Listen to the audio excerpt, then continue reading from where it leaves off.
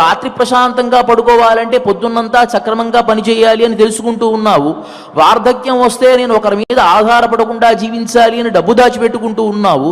అలాంటప్పుడు నేను ఇప్పుడు చచ్చిపోతే తర్వాత ఎలా ఉంటానో ఏం చేసుకోవాలని ఆలోచించవద్దా అని శాస్త్రం చెబుతోంది.